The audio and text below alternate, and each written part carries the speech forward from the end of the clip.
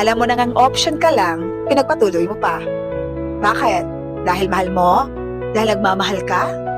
Dahil ayaw mong iwan kanya? O dahil nasasaktan ka kapag napunta siya sa iba? Alam mo, baguhin mo niyang pag-iisip na yan. Kasi, iwasin mo ang pag-iisip na baka sakaling magbabago siya at ma-develop siya sa'yo.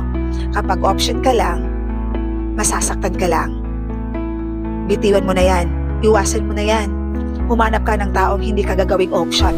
Humanap ka ng isang taong mamahalin ka niya ng higit pa kaysa ibang mga babae. Hindi ka magiging masaya sa isang relasyong option ka lang. Option ka lang kasi nararamdaman niyang kapag kailangan ka niya, andyan ka. Nararamdaman niyang kapag kailangan niya ng kasama, andyan ka. Kapag nangangailangan siya, tinatawag ka, one text away, one call away, andyan ka. Pero ang tanong, mahal ka ba?